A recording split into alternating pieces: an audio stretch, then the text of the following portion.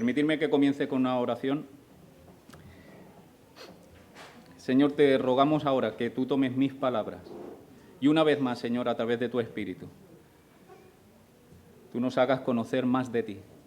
No queremos conocer acerca de ti, queremos conocer al Dios verdadero, al Dios personal, al Dios que establece vínculo y relación con nosotros. En el bendito nombre de tu Hijo. Amén. Bien, me gustaría en esta mañana seguir con la serie de predicaciones acerca de conocer al Dios que se nos revela en la palabra. Hemos estado mirando algunos atributos de Dios.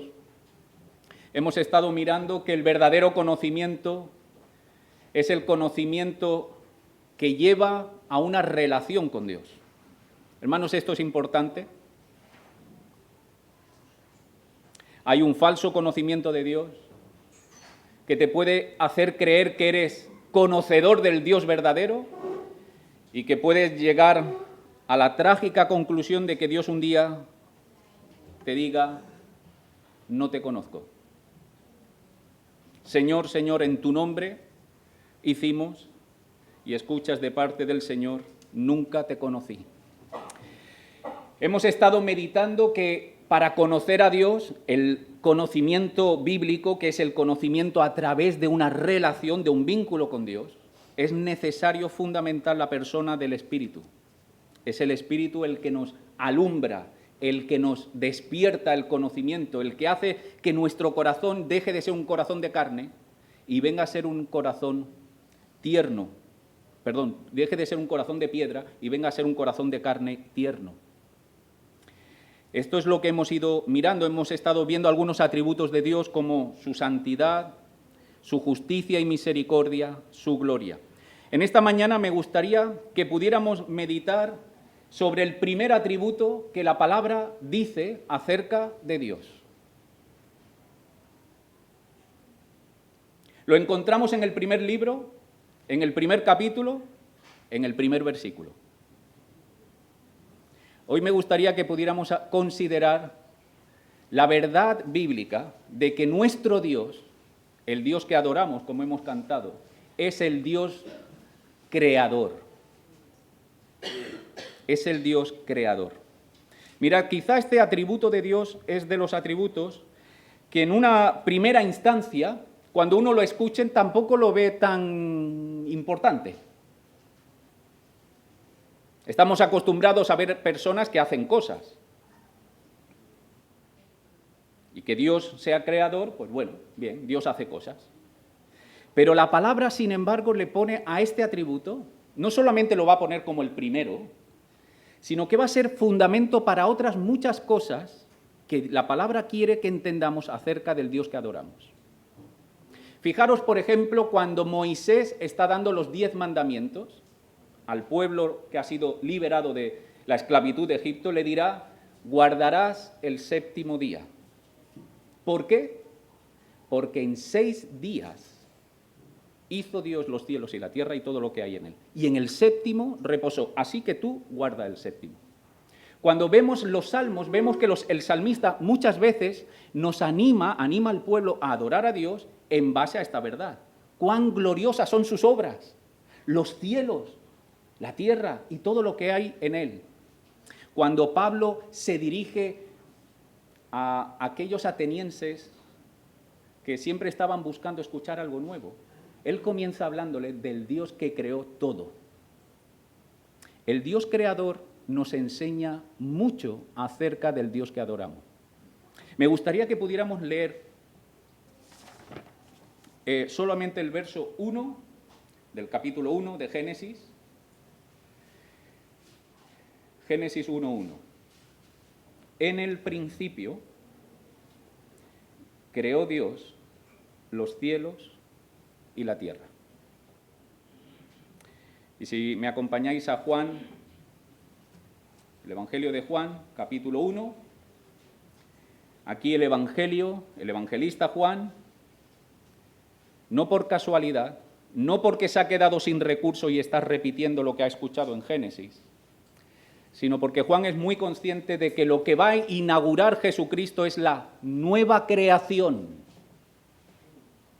a través de la redención que Cristo trae. La nueva creación va a comenzar con Cristo. Y Juan dirá, en el principio, capítulo 1, verso 1, perdón, en el principio era el Verbo, y el Verbo era con Dios, y el Verbo era Dios. Este era en el principio con Dios. Ahora escuchad, todas las cosas por Él fueron hechas, Dios creador. Y sin Él, nada de lo que ha sido hecho fue hecho.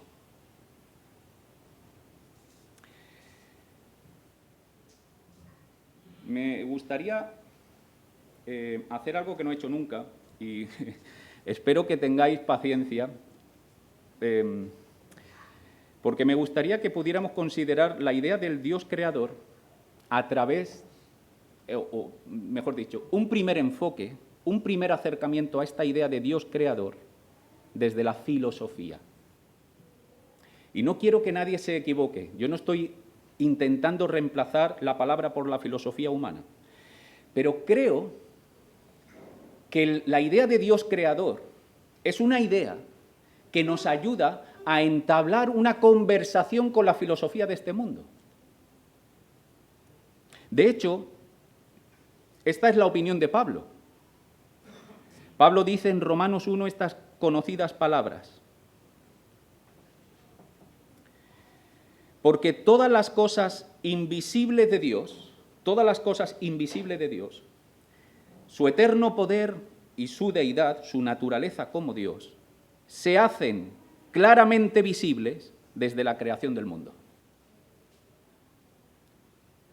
Así que una de las verdades que tenemos que empezar a entender es que cuando Dios nos habla de que Él es el creador de todo cuanto existe, es porque nos está dando la oportunidad para que podamos meditar y conversar con aquellos que todavía no lo reconocen.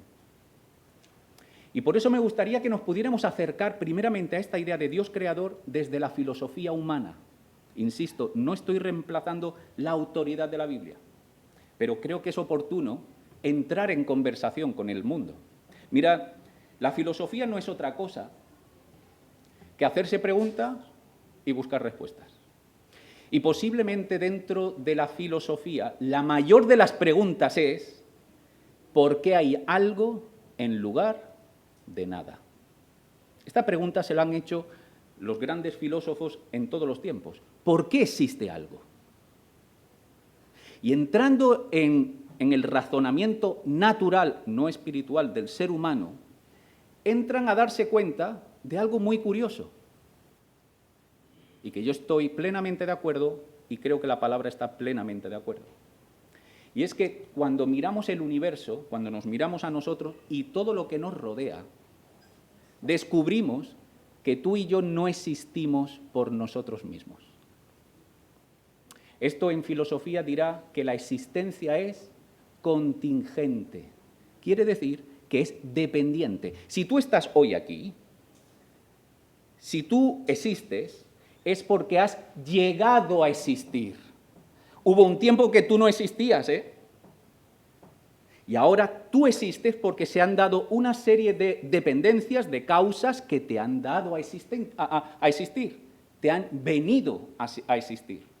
Y todo lo que miramos en el universo, dice la filosofía humana, es el producto de otros que han creado tu existencia. Por ejemplo, si yo existo es porque mis padres se conocieron, ¿verdad? Pero no solo eso, es porque las células de mi cuerpo están siguiendo una ley, que es la ley que hace funcionar mi cuerpo. No solo eso, es porque tengo oxígeno, porque si me quitan el oxígeno, dejo de existir. Mi existencia no es autosuficiente. Mi existencia depende. Ahora, los filósofos dicen: ¿y por qué entonces existe el universo? ¿Cuál fue la causa primera que trajo a existir este universo? Y para eso dan dos respuestas. Una de ellas es absurda. Dicen: la nada. La nada trajo todo. ¿Quién se lo cree? Es muy curioso porque el ser humano, por no creer en Dios, creen en la magia, porque de la nada, nada sale. La otra idea es que algo eterno es la causa primera de todo lo que existe. No te esperabas esta lección de filosofía en el culto, ¿eh? Tranquilo que vamos a ir a la Biblia, pero creo que es bueno que entendamos el pensamiento del ser humano. Algo eterno es la causa primera o la nada es la causa primera. Pero creo que todos estaremos de acuerdo que la nada no convence, porque de la nada nada sale, porque yo nunca he estado en una reunión y súbitamente ha aparecido un elefante aquí. La nada no produce nada. De hecho, ese es el principio más básico de la ciencia, que la nada, nada sale. Así que algo eterno tuvo que ser la causa primera, dice la filosofía, para que estemos aquí. Y cuando entran a dar respuesta, ¿qué puede ser esa causa primera eterna? Dan dos respuestas. Una es el universo. El universo ha sido eterno. Ahora, no voy a entrar en mucho detalle, pero solamente dejadme comentar una cosa, porque todas las comprobaciones cosmológicas del universo, estamos hablando aquí en términos científicos, no estoy mencionando ningún versículo, todas las comprobaciones de los cosmólogos dicen que el universo tiene un principio.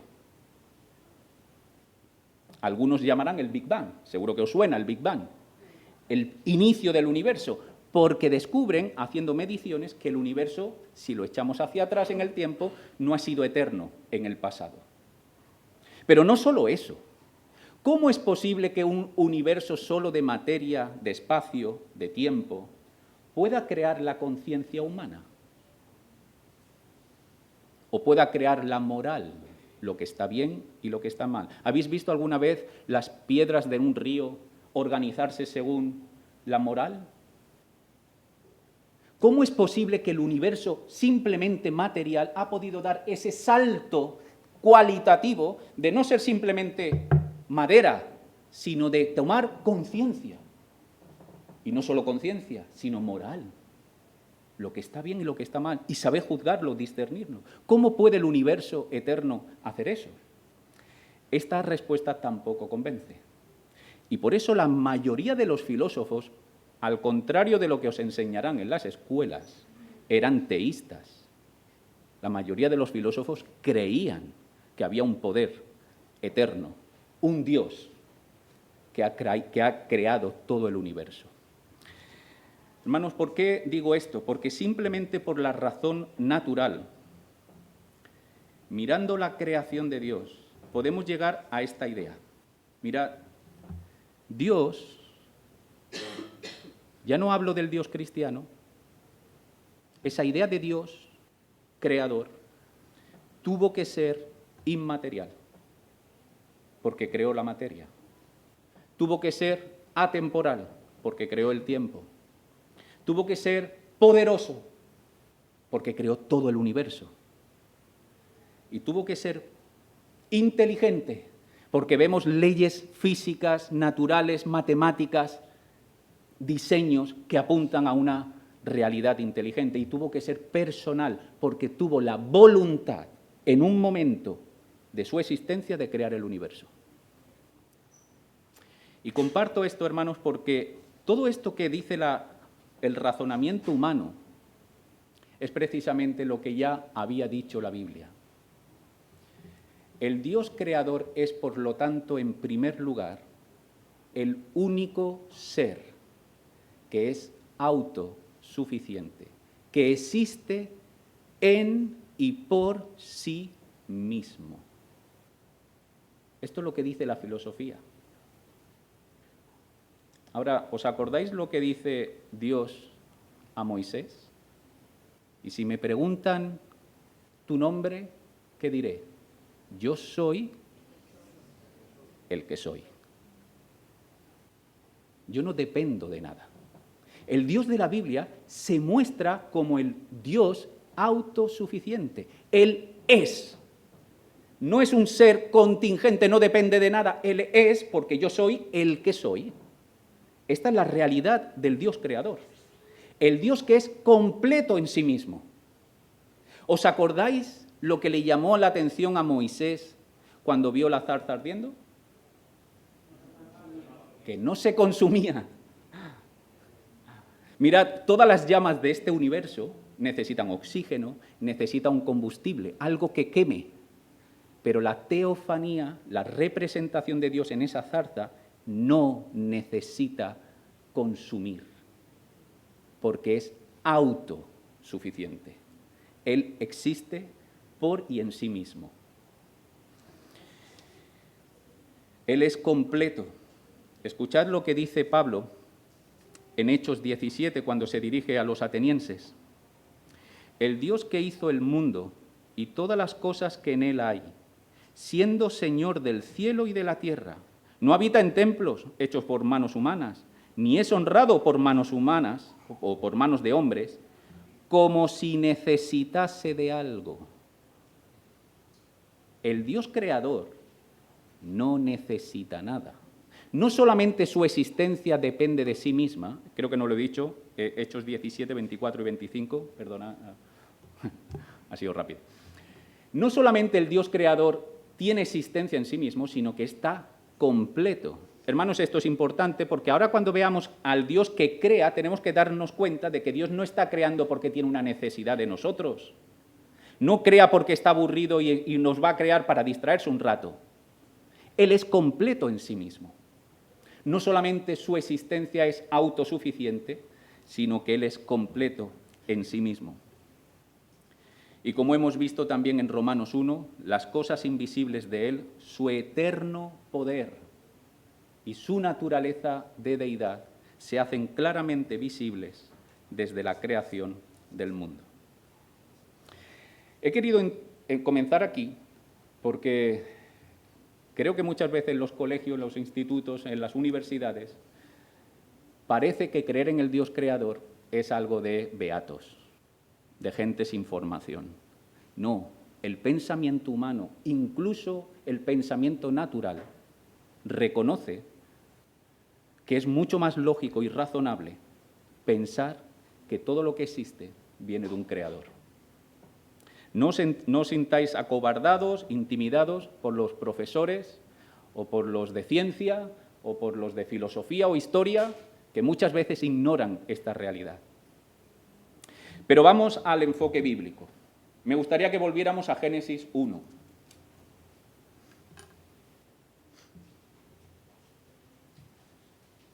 Vamos a Génesis 1 y nos vamos a detener solamente en el capítulo 1. Sabéis que hay dos narrativas de la creación, capítulo 1 y capítulo 2, pero mayormente vamos a estar mirando el capítulo 1.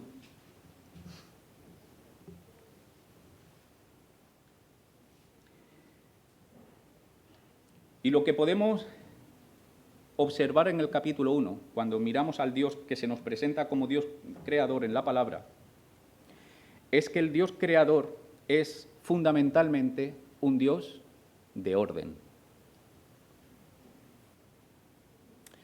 Mirad, aquí necesito quizá hacer una pequeña explicación porque creo que nuestra concepción es diferente a la concepción de la cultura que creó este pasaje. Para nosotros, la diferencia entre crear y no crear es que no había nada, crea y hay algo, ¿no? Pero esta no es la mentalidad hebrea. La mentalidad hebrea no pone los parámetros en nada y algo, sino lo pone entre el caos es la anticreación y la creación es el orden. No tengo tiempo para entrar demasiado en eso, pero fijaros el verso 2. Dice que la tierra estaba desordenada y vacía, las tinieblas estaban sobre la faz del abismo y el Espíritu de Dios se movía sobre la faz de las aguas. Aquí salen las tres referencias normales para el hebreo de lo que es la anticreación. El desierto, desordenado y vacía, es una expresión en hebreo, no hay tiempo de entrar, pero que se utiliza para hablar del desierto, el abismo y las tinieblas. Estas tres imágenes, desierto, abismo, tinieblas, el abismo son los mares, es la representación en la mentalidad hebrea de lo que es la anticreación. Y ante esa creación, verso 3, Dios comienza a traer la creación. Ahora, digo que el Dios creador es fundamentalmente un Dios de orden. Y antes de entrar en el contenido, dejadme decir algo en cuanto al pasaje, al capítulo 1 en sí. Si os fijáis, el mismo capítulo está ordenado de una forma muy sofisticada.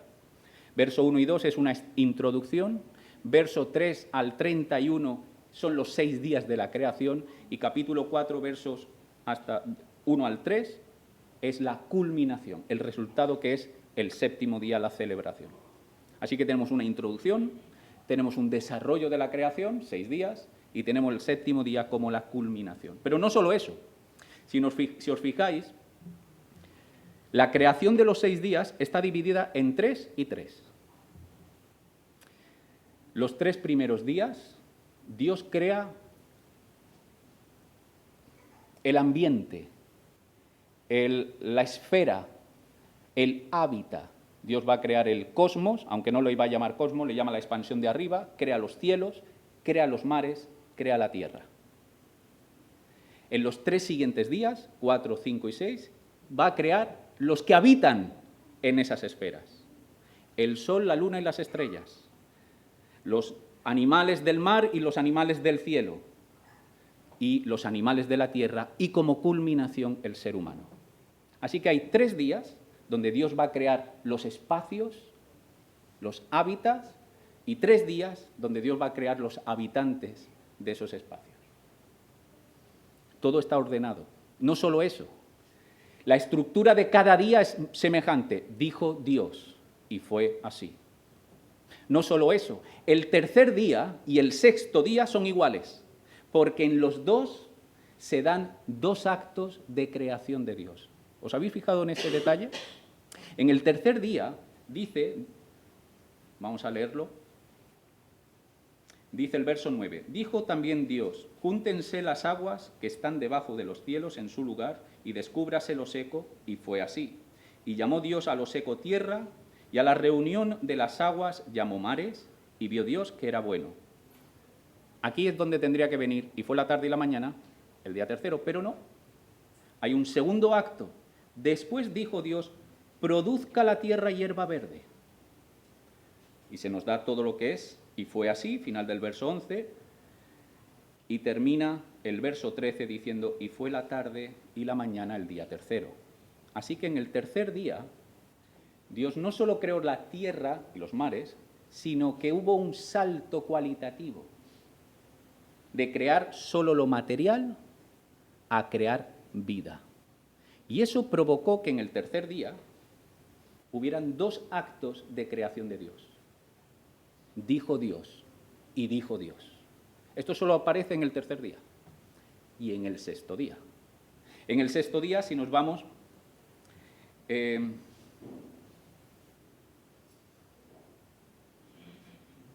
el verso 24, luego dijo Dios, produzca la tierra seres vivientes según su género, y bestias y serpientes y animales de la tierra según su especie. Y fue así. E hizo Dios animales de la tierra según su género, y ganado según su género, y todo animal que se arrastra sobre la tierra según su especie, y vio Dios que era bueno. De nuevo, aquí tocaría decir, y fue la tarde y la mañana, el día sexto, pero no lo dice. Viene un segundo acto. ¿Y cuál es este segundo acto? Entonces dijo Dios, esta es la segunda vez que Dios actúa en el día sexto, hágase al hombre conforme a nuestra imagen, conforme a nuestra semejanza. En el tercer día se pasa de lo que es no vida a lo que es vida. En su forma más simple, hierba, árboles. Y en el sexto día se pasa de la vida a la vida sagrada, la del ser humano. Y son los 2 únicos días, tercero y sexto, donde Dios hace doble intervención de creación. ¿Veis cómo está muy bien estructurado este tema? Nos está diciendo simplemente por cómo está arreglado que Dios es un Dios de orden, pero no solo eso. Fijaros que el énfasis de Génesis 1, es decir, no solo que Dios creó, sino qué hizo con su creación. Verso 3. Dijo Dios, sea la luz, y fue la luz. Y vio Dios que la luz era buena, y separó la luz de las tinieblas. Empieza a diferenciar. Cuando llega el verso 6, luego dijo Dios, haya expansión en medio de las aguas, y separe las aguas de las aguas. Un poco más adelante, dijo en el verso 9, dijo Dios también, júntese las aguas que están debajo de los cielos en un lugar y descúbrase lo seco, es decir, separó la tierra de los mares, separa la luz de las tinieblas, separa una expansión de la otra, separa los mares de la tierra seca. Dios poniendo orden. ¿De dónde veníamos? Del caos, de la anticreación. Y Dios está poniendo orden. No solo eso, fijaros el énfasis que va a poner de la semilla según su género, según su especie. La creación de Dios es la manifestación de que nuestro Dios es un Dios de orden. Hermanos, esto es importante, porque es la base para que después Pablo, dirigiéndose a la iglesia en Corinto, diga todo lo que hagáis, hacedlo decentemente y con orden. Porque si un incrédulo entra al pueblo de Dios, que tenemos que estar reflejando la imagen del Dios creador, que es un Dios de orden, y cuando entra en la iglesia descubre que la gente está hablando en lenguas, ¿no pensará que estamos locos? Porque Dios no es un Dios de confusión, dice Pablo. Hacedlo todo decentemente y con orden. Eso no es que Pablo se lo ha sacado de la manga, es que Pablo entiende que el Dios creador es el Dios que busca traer un orden. Es el mismo Dios que está buscando crear en tu vida, en la vida de tu matrimonio, en la vida de tu casa, orden. Orden que produzca vida. Orden en tus finanzas. Orden en tus relaciones. Orden en tus prioridades. Esto es lo que enseña el Dios creador. Pero no solamente Dios, el Dios creador, es un Dios de orden, sino que al mismo tiempo, como vimos con la justicia y la misericordia, al mismo tiempo es un Dios de extraordinaria creatividad. Nosotros tenemos ciertos problemas cuando pensamos en justicia y misericordia porque no lo sabemos mantener muy bien en tensión. Donde vemos la justicia, creemos que falta misericordia. Y donde solo hay misericordia, pensamos, ¿y qué pasa con la justicia? Pero Dios es justo y misericordioso en perfecta armonía. Dios es en perfecta armonía, orden y creatividad. La creatividad es la expresión de lo nuevo. Nosotros si pensamos en una realidad muy ordenada, a lo mejor piensas en el ejército, ¿verdad? Allí hay mucho orden, pero hay poca creatividad. ¿Cómo visten todos? Pues todos muy parecidos, ¿no? No quiero decir que no hayan soldados que sean creativos, ¿eh? Quiero decir que la idea nuestra de orden es todos iguales, todos andan iguales, todos comen a la misma hora, todos comen la misma comida, todos hacen lo mismo. Pero no así en la creación de Dios. Esto es muy interesante. La creación de Dios es un Dios que separa, pone orden en medio del caos, pero al mismo tiempo explota en diversidad, en creatividad. El capítulo 1 no nos da demasiados detalles, pero ya nos dice algo, nos dice las plantas verdes. ¿Cuántas hojas verdes has visto en tu vida? ¿Son todas iguales? ¿Que hay 2, 3, 4 tipos? Hay infinidad de tipos, solo de hojas verdes. Mirad, he estado mirando un poco, simplemente para compartir alguna idea. Se cree en las estimaciones que hay en el universo 100.000 millones de galaxias. Os lo vuelvo a decir, 100.000 millones de galaxias, no de estrellas. Cada galaxia tiene más de 1.000 millones de estrellas. Todavía no hemos llegado a un planeta, hemos llegado a una estrella. Mirad, la galaxia que está más cerca de nuestra galaxia es Andrómeda y tardaríamos más de 2 millones de años a la velocidad de la luz. Juan Río en la bicicleta es rápido, pero no llegaría. A la velocidad de la luz tardaríamos 2 millones de años para llegar a la galaxia más cercana. ¿Sabéis lo de los copos de nieve? No hay ni uno igual. ¿Cuántos copos de nieve hay en una nevada? ¿Cuántas nevadas ha habido en la historia de la humanidad? Es explotar. Dios está dando a entender, es lo que dice el Salmo. El Salmo 19, verso 1 dice, los cielos cuentan la gloria de Dios y el firmamento anuncia la obra de sus manos. Hoy se tiene como un gran valor la diversidad. El Dios creador es el Dios de la diversidad. Si yo fuese creador, hubiera creado 4 o 5 colores. ¿Cuántos colores hay en el universo? Sabores, cuántas melodías. Es el Dios de la creatividad. Pero no solamente es un Dios de orden y de creatividad. Cuando miramos Génesis 1, descubrimos que el Dios creador es el Dios soberano. Ay, esto es importante. Porque de la misma manera que Génesis nos va a hacer énfasis una vez y otra, de que Dios está poniendo orden donde había un caos, lo va a hacer a través de su soberanía. Esto lo expresa con claridad la insistencia del relato bíblico que dice, y dijo Dios, y fue así. Dijo Dios, y fue así. Él es el que con legítima autoridad puede decir, sea. Y la creación le responde en obediencia. Con legítima autoridad digo porque Él es el dueño. Él es el que nos ha creado. Somos su propiedad. Escuchad lo que dice el Salmo 100, verso 3. Salmo 100, verso 3. Reconoced que Jehová es Dios. Él nos hizo.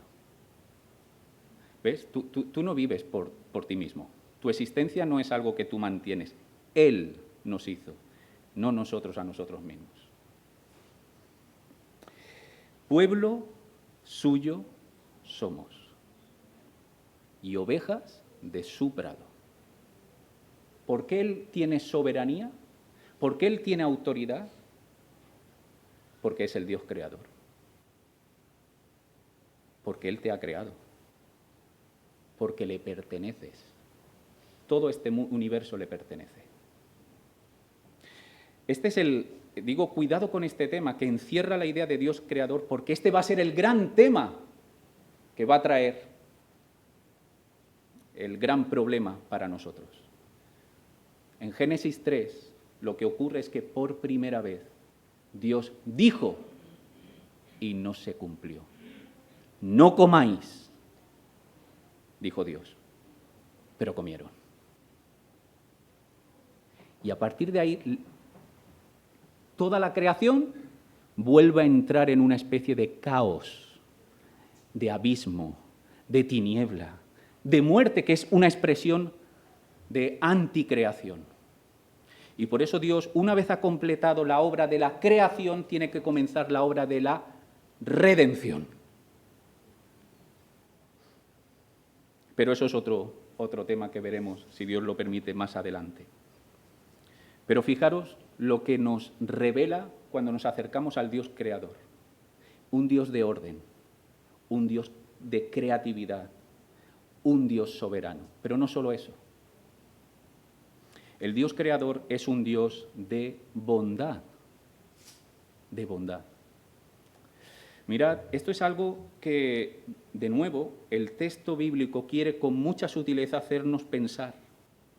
A cada acto de Dios, prácticamente en todos, a cada acto de Dios, Dios hace una evaluación, ¿verdad? Y vio Dios que era bueno. ¿Y por qué el texto recoge este principio? Porque nos está diciendo que este Dios creador es un Dios que busca lo bueno. No te ha creado para decir, mira qué potente soy, mira qué bien sé hacer las cosas. Es la diferencia de esa mujer que sabe cocinar muy bien, invita a la gente porque quiere que disfruten de algo que ella sabe hacer bien, a la que lo hace para decir, ¿has visto cómo me queda la comida? En cambio, tu casa, ¿entendéis? El autor de Génesis, estoy haciendo una simplificación, pero en un sentido lo que nos está diciendo es que este Dios creador es el Dios que te mira y te dice que busco tu bien. Ese es mi objetivo. Por eso, cada paso que yo hago, lo evalúo, busca el bien. ¿Es bueno? Es bueno. Y cuando concluye los 6 días de la creación, verso 31, vio Dios todo lo que había hecho y aquí que era bueno a lo sumo. Por cierto, en el capítulo 2 dirá, no es bueno que el hombre esté solo, así que le voy a hacer una ayuda idónea. ¿Veis cómo Dios está buscando lo bueno? No es casualidad, Iglesia, que crear sea de la misma raíz que criar. Crear y criar son muy semejantes porque van enlazados en un Dios creador que nos cuida como un padre. No olvidemos esta verdad de que el Dios de la creación es el Dios bueno. Y por último, el Dios creador no solamente es un Dios de orden, no solamente es un Dios de extraordinaria creatividad, no solamente es un Dios soberano, no solamente es un Dios de bondad, es el Dios que sustenta la creación. Ah, y esto es importante también. Esto es importante también. Porque nos dice que Dios no solamente ha creado y después nos dejó hacer. ¿Sabéis? Hay toda una escuela filosófica y toda una corriente que mueve a millones de personas que piensa que Dios fue el que arrancó el motor de la creación. Sí, es necesario, como decíamos al principio, que haya una causa incausada, un primer principio eterno. Bien, sí, ese es Dios, pero Dios lo único que hizo fue, ¿sabéis? ¿Habéis visto estas composiciones de piezas de dominó? Pues Dios fue el que dio el toquecito a la primera y empezaron a caer todas las... ¿Entendéis? Pero Él se abandonó su creación. Pero el Dios que vemos en Génesis no hace eso. Él está intrínsecamente involucrado en su creación. Va paso a paso, proceso a proceso, día a día, comprobando cómo es su creación, diciendo y manteniendo su creación en orden.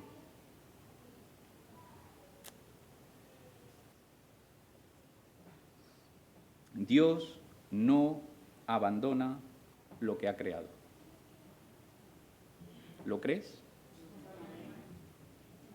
Porque tú eres creación de Dios. Pueblo suyo somos. Dios no abandona. De hecho, la mayor expresión de que el Dios creador no abandona su creación es la redención. Es la cruz.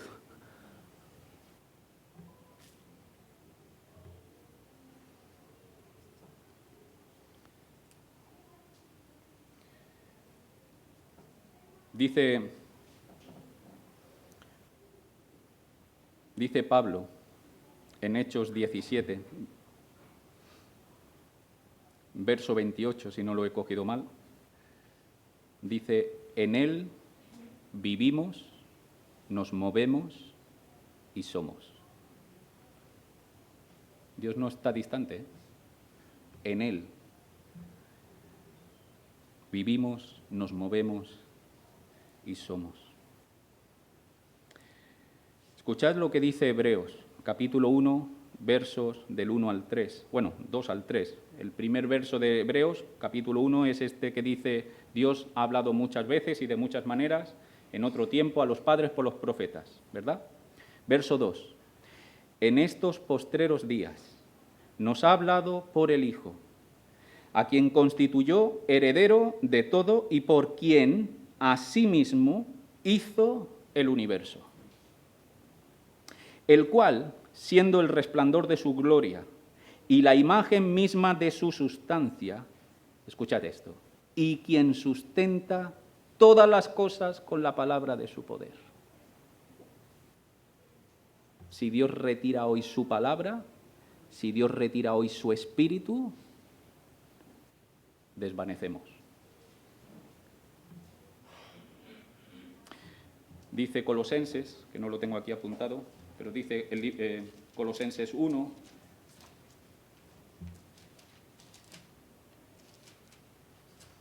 hablando de Cristo, verso 16, capítulo 1 de Colosenses, verso 16, porque en Él, Cristo, fueron creadas todas las cosas, las que hay en los cielos y las que hay en la tierra. ¿Veis cómo el tema de Dios creador no es simplemente Génesis, sino que es la base para decir otras muchas cosas, entre ellas la obra y la persona de Cristo? En Él fueron creadas todas las cosas, las que hay en los cielos, las que hay en la tierra, visibles e invisibles, sean tronos, sean dominios, sean principados, sean potestades, todo fue creado por medio de Él y para Él. Escuchar el verso 16 cómo comienza, porque en Él, y cómo termina, por medio de Él y para Él. En Él, por Él, para Él.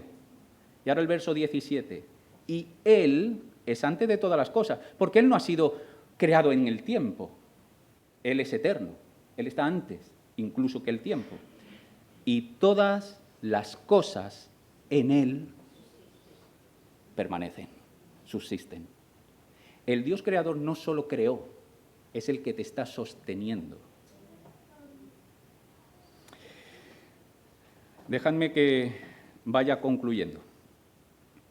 El Dios que nos revela la palabra es un Dios que crea, pero que no es solo que Dios hace cosas. Hoy en día el término crear está un poco devaluado. Hoy una chica con un móvil se pone a maquillar y es creadora de contenido en Internet. No es eso. No es eso lo que Dios dice o lo que la palabra dice acerca del Dios creador. Mirad, el Dios que crea es el Dios que existe por sí mismo. Es el Dios poderoso que ha creado esas 1.000 millones de galaxias. Es el Dios que ha creado el tiempo, el espacio, la materia, pero ha creado también las leyes, la matemática, ha creado también lo bueno, la conciencia, la belleza, la hermosura. Es el Dios que crea trayendo orden. Es el Dios que vence al Leviatán, al caos, porque con su palabra trae orden. Es el Dios creativo. Toda tu creatividad surge de Él. Es el Dios soberano, que tiene legítima autoridad, porque es el creador, sobre tu vida, sobre tu tiempo. Es el Dios que cuida, es el Dios bondadoso, que busca lo bueno, y lo bueno en gran manera. Como Jesús dijo, yo he venido a traer vida y vida en abundancia, porque Él es Dios creador. Y Dios no es escaso. Es el Dios que sigue hoy sustentando nuestra vida y la vida de su pueblo. Y creo que ante esta revelación del Dios creador, creo que el ser humano, el pueblo de Dios, deberíamos en primer lugar de asombrarnos. Deberíamos de... Creo que esto es lo que aparece en muchos salmos. Cuán maravillosas son tus obras. Pero del asombro, venir a la humildad. Mirad, escuchad lo que dice el salmista en el capítulo 8, verso 3. Salmo 8, verso 3. Cuando veo tus cielos obra de tus dedos, la luna y las estrellas que tú formaste, asombro. Pero el asombro le llega todavía a la conciencia de humildad. Digo, verso 4, ¿qué es el hombre? ¿Qué es el hombre? ¿Qué es el hombre? Esa mota de polvo en tu universo para que tengas de él memoria, y el Hijo del Hombre para que lo visites. Hermano, esto lo dice un salmista que no conoció la cruz. No conoció la cruz. ¿Qué diría si supiera lo que tú y yo sabemos?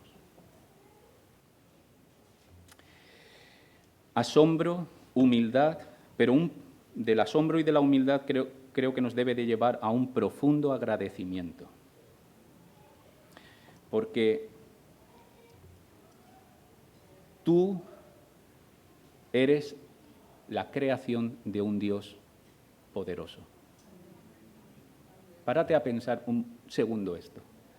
Tú no eres el resultado de fuerzas sin mente. Creo que este es el mensaje que posiblemente a las nuevas generaciones hay que insistirle más. Porque hoy en día, sabéis, está creciendo el índice de suicidio y no me extraña cuando se le ha inculcado a nuestras generaciones más jóvenes que son el fruto de la casualidad, que nada ni nadie le ha creado y que por lo tanto no tienen sentido ninguno. Es simplemente fuerzas y azar y estáis aquí para pasar unos años lo mejor que puedas. Y cuando la cosa no es buena, pues entonces lo acorto, me quito la vida. Pero el Dios creador nos tiene que llevar al agradecimiento de entender que si estás hoy aquí es porque Dios ha querido que estés aquí. Dios ha traído tu existencia. La ha traído. Él nos hizo, no nosotros, a nosotros mismos. Él, pero lo ha hecho con un propósito. Y su propósito lo sabemos desde Génesis. Lo bueno.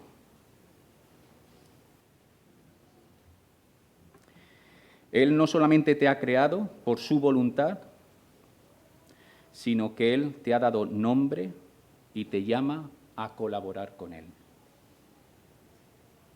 Una de las cosas que dice Génesis 1, que he pasado por encima, es que no solamente ese Dios soberano es capaz de decir sea la luz y sea la luz, y la luz es hecha, sino es el Dios que te invita a ti, invita a la creación a participar en su obra. Si miráis Génesis 1, veréis cómo le dice a la tierra, produzca la tierra, produzca los mares. Y cuando llega el ser humano, le dirá, señorea sobre la creación. El Dios soberano, que lo puede hacer independiente de ti, te pide a ti que compartas su obra de creación. Así que tiene sentido y tiene propósito tu existencia. Pero no solo eso, tienes esperanza.